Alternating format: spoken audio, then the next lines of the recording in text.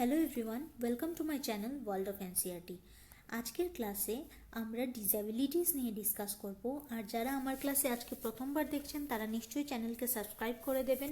আরও বিশদ আলোচনার জন্য মেম্বারশিপ জয়েন করতে পারেন। সেখানে আমরা বিশদভাবে ত্রিপুরা টেট এক্সামের যত প্যাডাগজি ক্লাসেস আছে, প্যাডাগজি ইংলিশ, ওইগুলি ওইখানে ডিসকাস করব। তো আজকের ক্লাসটা আমরা শুরু করি। প্রথমেই যে আমি পোর্শনটা লাগিয়েছি, এখানে আপনারা দুইটা কোয়েশ্চেন দেখতে পাচ্ছেন, question number 11 and question number 12। এই কোয়েশ্চেনটা ত্রিপুরা টেট এক্সাম 2019-এর। এখানে একটা কোয়েশ্চেন হচ্ছে, নিচের কোনটি বৌদ্ধিক অক্ষমতার উদাহরণ?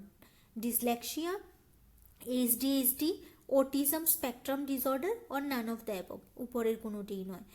এটা একটা কোয়েশ্চেন। নেক্সট কোয়েশ্চেন হচ্ছে, শিখন অক্ষমতার ক্ষেত্রে আঙ্কিক ব্যত্যয় এর নাম হলো, বলছে যে in learning disabilities the name of mathematical ডিসঅর্ডারের নাম কি, যেটা লার্নিং ডিসএবিলিটির ক্ষেত্রে আছে। এবার অনেকের এটা মনে হতে পারে যে এই কোয়েশ্চেনগুলি কোথা থেকে দিচ্ছে, কোন পোর্শন থেকে দিচ্ছে যেখানে এরকমভাবে ডিসকাস করা হচ্ছে। তো আপনারা যখন টেট এক্সামের সিলেবাসটা নেবেন বা যে কোনো রকম টিচিং এক্সামের সিলেবাস নেবেন, ওইখানে একটা পয়েন্ট আছে যেটা বলছে addressing the needs of children with learning difficulties. বলছে যে আমি অ্যাজ এ টিচার এরকম স্টুডেন্ট যারা লার্নিং ডিফিকাল্টিজ ফেস করছে তাদেরকে নিয়ে কিভাবে কাজ করব। Empowerment etcetera, mentally retarded, physically challenged, socially and cultural deprived, identification and remedial measures। তাদের আমি কিভাবে চিনব তারা কোনটা কিসের, আর কিভাবে রিমেডিয়াল মেজার্সগুলি নেব আমি। তো এই পোর্শনটা থেকে এই দুইটা কোয়েশ্চেন এসেছে। এটা আমি দেখালাম 2019-এর এই কোয়েশ্চেনটা। এছাড়া প্রতি বছর এই পোর্শনটা থেকে অ্যাটলিস্ট দুইটা কোয়েশ্চেন থাকে। আপনার যদি আরও বিশদে দেখতে হয় তাহলে টিআরবিটির সাইটে গিয়ে ওইখানে প্রিভিয়াস ইয়ারের কোয়েশ্চেন পেপার আছে, আপনি নিয়ে দেখতে পারেন যে এই পোর্শনগুলি থেকে কি আসে।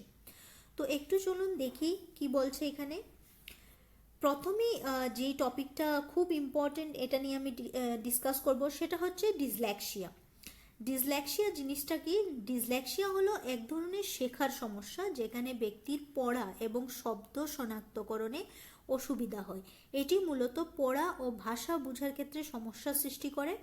এই সমস্যাটি সাধারণত শিশুদের মধ্যে বেশি দেখা যায় এবং বিশেষ শিক্ষা প্রয়োজন হতে পারে। বিশেষ শিক্ষা মানে এইসব বাচ্চাদের, ডিসলেক্সিয়া যাদের থাকে, ডিসলেক্সিয়ার বাচ্চাদের জন্য ডিফারেন্ট টাইপের পড়াশোনা দরকার হয়, ডিফারেন্ট টাইপের ট্রেনিং দরকার হয়। একটা নর্মাল বাচ্চাকে আপনি যেভাবে পড়াবেন, ডিসলেক্সিয়ার পীড়িত যে বাচ্চারা তাদেরকে সেইভাবে পড়ালে ও বুঝবে না। কারণ এই যে এখানে দেখুন, একটা নর্মাল বাচ্চা যখন এ বি পড়াবেন আপনি, এ কে এ বুঝবে, বি কে বি বুঝবে, সি কে সি বুঝবে। কিন্তু যেসব বাচ্চাদের লার্নিং ডিসএবিলিটিটা আছে, পড়াশোনা নিয়ে একটু ডিফিকাল্টি আছে, তারা কি করবে, সব গুলিয়ে ফেলবে, A B D C B সব কিছু গুলিয়ে ফেলবে। অনেক বাচ্চারা দেখবেন এই যে এরকমভাবে আমরা বল লিখি, বল স্পেলিংটাকে, বিটাকে অনেকে কি করে ডি লিখে ফেলে। অনেক সময় দেখা যায় ছোট বাচ্চাদেরকে পড়াতে গেলে বি আর ডি এর মধ্যে তাদের ডিফারেন্সটা মনে থাকে না। তো এটাও একটা ডিসলেক্সিয়ার একটা প্রকার, যেখানের মধ্যে অক্ষরে অক্ষরে আমরা মিশিয়ে ফেলি, কোনটা কি ওইটা একটু কনফিউজড হয়ে যায় বাচ্চারা। তো ডিসলেক্সিয়া জিনিসটা কি আসলে? ডিসলেক্সিয়া জিনিসটা হচ্ছে লার্নিং ডিফিকাল্টিস, যারা পড়াশোনা পড়তে শিখতে যারা শব্দ শনাক্তকরণে যাদের সমস্যা হয়, ওই সমস্যাটাকে বলা হয় ডিসলেক্সিয়া।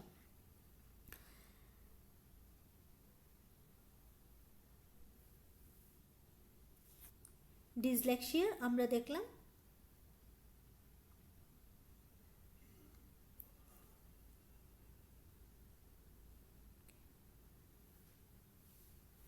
নেক্সট দেখি,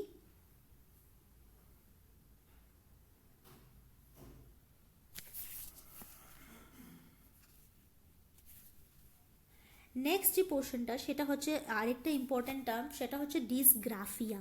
তো ডিসগ্রাফিয়া থেকে আপনি এটাকে আপনার মনে রাখার জন্যে আরেকটু সহজ আমি করে দিই, ডিসলেক্সিয়া।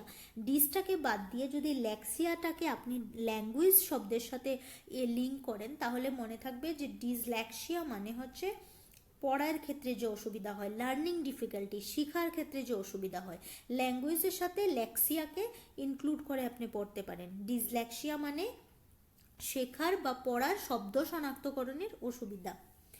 নেক্সট হচ্ছে ডিসগ্রাফিয়া। ডিসগ্রাফিয়াটাকে আমি একটু দেখি, গ্রাফিক্স মানে কি? গ্রাফিক্স মানে হচ্ছে ফটো, পিকচার্স। তো ডিসগ্রাফিয়া হলো লেখার ক্ষমতার সমস্যার একটি রূপ। ডিসগ্রাফিয়া কাকে বলে? যেই সব বাচ্চারা লিখতে যারা ভুল করে, লেখার ক্ষেত্রে একটু প্রবলেম ক্রিয়েট হয়ে যায় যাদের, তাদেরকে বলা হয় ডিসগ্রাফিয়া। ডিসগ্রাফিয়া সেই সমস্যাটাকে বলা হয় ডিসগ্রাফিয়া। যারা ডিসগ্রাফিয়ায় ভুগছেন তারা সঠিকভাবে লেখার সময় অক্ষর বা শব্দগুলি সাজাতে বা শব্দ বানান লিখতে অসুবিধা অনুভব করেন। অনেক মানুষই আছেন যারা কি করেন, একটা প্যারাগ্রাফ লিখলে ওইখানে হাজার হাজার বানান ভুল হয়, অনেক বেশি বানান ভুল করেন। তো ওই যে বানান ভুল করার প্রবণতাটা, এটা একটা ডিসগ্রাফিয়ার প্রবলেম। যারা বানানের মধ্যে কনফিউশন হয়ে যান যে এই বানানটা কিরকম হবে, ওই বানানটা কিরকম হবে, যে লেখার যে অক্ষমতা, লেখার ক্ষেত্রে যে সমস্যাটা আছে সেটাকে বলা হয় ডিসগ্রাফিয়া। দেখুন এখানে একটা বাচ্চাকে পড়ানো হচ্ছে কিন্তু বাচ্চাটা কি করছে, এটাকে গুল করে লিখছে, ইটাকে গুল করে লিখছে, মানে যেভাবে ওকে দেখানো হয়েছে ও এইভাবে লিখছে না। ও কনফিউজড হয়ে যাচ্ছে যে এটা কি এরকম ছিল নাকি ওই রকম ছিল। তো লেখার ক্ষেত্রে যে ডিফারেন্সটা আসে, যে প্রবলেমটা আসে, সেটাকে বলা হয় ডিসগ্রাফিয়া। পড়ার ক্ষেত্রে যে প্রবলেমটা আসে সেটাকে বলা হয় ডিসল্যাক্সিয়া। নেক্সট হচ্ছে আমার ডিসক্যালকুলিয়া। ক্যালকুলিয়া শব্দটাকে আপনারা কি করে মনে রাখবেন?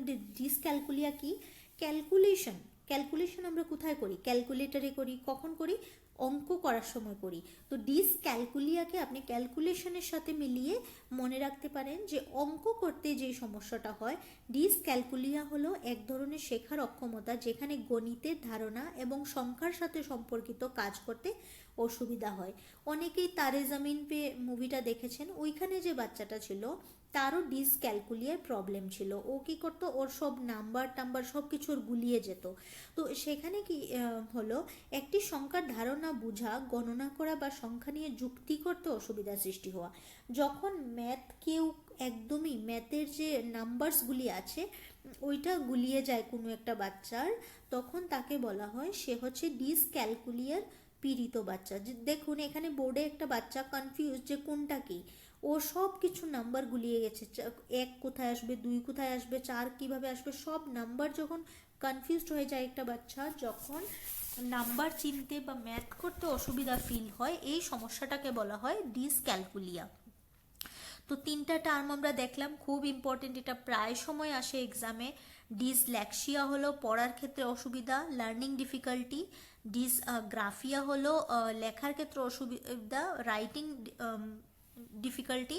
আর ডিসক্যালকুলিয়া হলো ম্যাথ করতে যে অসুবিধাটা হয়, অঙ্কের ক্ষেত্রে, গণিতের ক্ষেত্রে যে অসুবিধাটা হয়, নাম্বারস চিনতে যে অসুবিধা হয়, তাকে বলা হয় ডিসক্যালকুলিয়া।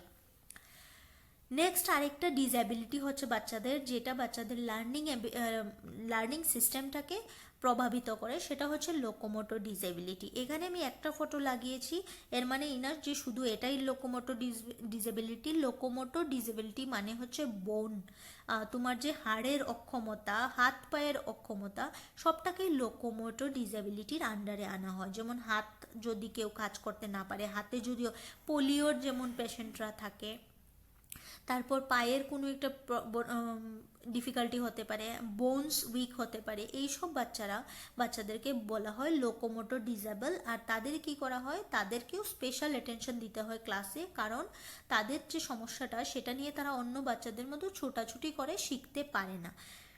লোকোমোটর প্রতিবন্ধকতা বলতে শরীরের যে কোনো অঙ্গ প্রত্যঙ্গের নড়াচড়ার ক্ষমতার আংশিক বা সম্পূর্ণ অক্ষমতাকে বোঝায়। এটি পেশি, হাড় বা স্নায়ুর সমস্যার কারণে হতে পারে। তো আমরা দেখলাম যে শুধুমাত্র শারীরিক যে সমস্যাটা সেটা নয়, স্নায়ুর সমস্যার কারণেও হতে পারে। অনেক জায়গায় আমরা শুনি না কি যে কোনো একজন মানুষ যখন হাঁটতে পারে না বা পায়ে ব্যথা হয়, ডাক্তার বলে যে নার্ভের সমস্যার কারণে পায়ে ব্যথা হচ্ছে। তো ওই নার্ভ একটা খুব স্নায়ু বা নার্ভ যেটা, সেটাও কাজ করে লোকোমোটর ডিসএবিলিটির ক্ষেত্রে, যার ফলে ব্যক্তি হাঁটা, বসা, দাঁড়ানো বা অন্য দৈনন্দিন কাজ করতে অসুবিধা বোধ করে। এই প্রতিবন্ধকতা জন্মগত রোগের কারণে বা দুর্ঘটনার ফলেও হতে পারে। তো যদি এবার কোয়েশ্চেন আসে যে লোকোমোটর ডিসেবিলিটিটা কি জন্মগত, আনসার হবে না, শুধু জন্মগত না, এই রোগটা দুর্ঘটনার কারণেও হতে পারে বা পরেও হতে পারে, বিভিন্ন কারণে হতে পারে, জন্ম থেকে এই রোগটা থাকবে এমন কোনো কথা নেই। এবার আরেকটা ডিফিকাল্টি হচ্ছে শ্রবণ সমস্যা। শ্রবণ সমস্যা কি, অনেক বাচ্চারা ক্লাসে কম শুনতে পায়, কিন্তু ছোট বয়স থেকে যদি টিচার না বুঝে যে এই বাচ্চাটা কানে কম শুনে, তার যদি এই জিনিসটা আমরা আইডেন্টিফাই না করতে পারি, তার এটার প্রতিকার কি সেটাও বের করা যাবে না। তো শ্রবণ সমস্যা যে এটা একটা অনেক ইম্পর্টেন্ট, বাচ্চাদের লার্নিং ডিসেবিলিটি বলা যায়, sorry not learning disability, disability that effects learning বলতে পারি আমরা, যেটা পড়াশোনাকে শেখাটাকে প্রভাবিত করে। একটা বাচ্চা ক্লাসে বসে আছে, টিচার কি বলছে ও যদি শুনেই না, তাহলে ও পড়বে কি করে? পড়ার ওর সমস্যার সমাধান হবে আমি ভিজুয়াল দেখিয়ে দেখিয়ে বা লিখে ওকে পড়াতে পারবো, কিন্তু এজ এ টিচার আমাকে আগে জানতে হবে যে বাচ্চাটার কানে সমস্যা আছে, নয়তো আরও 10 জনের মতো করে যদি আমি ওকে পড়াই, ও কিছু বুঝবে না। তো এটা কি, শ্রবণ সমস্যা শিশুদের শেখার ও যোগাযোগের ক্ষেত্রে বড় চ্যালেঞ্জ হতে পারে। দেখবে যারা বুবা হয়, যারা কথা বলতে পারে না, বেশিরভাগ সময় আমরা কি দেখি, যদি ডাক্তারকে দেখানো হয় বলবে যে ও কানে শুনে না, কানে শুনে না বলে ও ভাষাটা শিখেনি, কিন্তু ওদের মুখের মধ্যে আওয়াজ থাকে, গলার ফাংশনিং সব ঠিক থাকে, কিন্তু ওরা কোনোদিন কাউকে কথা বলতে শুনেই নি, তাই ওরা শিখতে পারেনি, তাই বুবা হয়ে গেছে। শ্রবণ সংক্রান্ত সমস্যা থাকলে তারা শিক্ষক ও সহপাঠীদের সঙ্গে সঠিকভাবে যোগাযোগ করতে এবং ক্লাসের পাঠ বোঝার ক্ষেত্রে অসুবিধার সম্মুখীন হয়। শিশুর শেখার বিকাশে এর প্রভাব অত্যন্ত গুরুত্বপূর্ণ। তো এটাকে লার্নিং ফিল্ডে একটা খুব গুরুত্বপূর্ণ একটা ইম্পর্টেন্ট ফ্যাক্টর হিসেবে ধরা হয়েছে। কোনটা? হিয়ারিং ইম্পায়ারমেন্ট, যেটা হিয়ারিং ডিসেবিলিটি বলা যায়, শোনার ক্ষেত্রে যে প্রবলেমটা হয়। শ্রবণ সমস্যার কারণ কি হতে পারে? কান সংক্রমণ হতে পারে, শিশুদের মধ্যে কান সংক্রমণের যে ছোটবেলায় অনেককেই দেখি আমরা কানের মধ্যে কোনো একটা ইনফেকশন হয়ে যায় বাচ্চাদের, তো ওই রকম একটা কারণ হতে পারে যেটা কানকে খারাপ করে দেয়। জন্মগত অস্বাভাবিকতা হতে পারে বা পরিবেশগত শব্দ হতে পারে। খুব ধরো একদম ছোট বাচ্চার কানের কাছে অনেক জুড়ে কিছু বাজালে বা পরিবেশ দূষণজনিত, পরিবেশ বলতে শব্দ দূষণজনিত কারণেও এই সমস্যার সৃষ্টি হতে পারে। মনোযোগের অভাব, কিছু ক্ষেত্রে শ্রবণ সমস্যা মানসিক মনোযোগের অভাবে হতে পারে, যা শিক্ষায় প্রতিবন্ধকতা তৈরি করে। কিরকম? মনোযোগের একটা সিস্টেম আছে রিসেন্টলি, যেমন এটাকে কিভাবে এক্সপ্লেন করা যায়, মনোযোগের অভাবে কি করে কানে শুনবে না। যখন তুমি একটা টিচারের ক্লাসে বসলে, স্যার কি পড়াচ্ছেন, তুমি যদি ওই ক্লাসে মনোযোগী না হও, তোমার মনটা যদি অন্য জায়গায় থাকে, তাহলে তুমি কি করবে, স্যার কি পড়াচ্ছেন তুমি শুনতে পারবে না। তো এই যে এটা কানের সমস্যা না, এটা একটা মানসিক সমস্যা হয়ে যায়, যে তুমি মনোযোগ দেওনি বলে তুমি শুনতে পারোনি। তো শ্রবণ সমস্যা মানসিক মনোযোগের অভাবেও কখনো কখনো হতে পারে। তো এইগুলি যে আমরা নিরাময় কি করে করব? চিকিৎসা ব্যবস্থা, সবের আগে তো আমি ডাক্তারের কাছে নিয়ে যাব, ঔষধ, উপযুক্ত ঔষধ, চিকিৎসকের পরামর্শ অনুযায়ী যা যা করার করব। তারপর যদি আমি দেখি যে চিকিৎসা এটা টোটালি কমপ্লিট হবে না, যেটা আমরা ইমেজে এখন দেখলাম, শ্রবণ যন্ত্র, কানের মেশিন যেটা লাগিয়ে দেয় স্থায়ীভাবে, যাদের সমস্যা রয়েছে যেটার কোনোদিন শেষ হবে না, তাদেরকে কি করে হিয়ারিং এইডস বা কালকিয়ার ইমপ্লান্ট সহায়ক হতে পারে, এই দুইটা জিনিস লাগিয়ে দেওয়া হয়।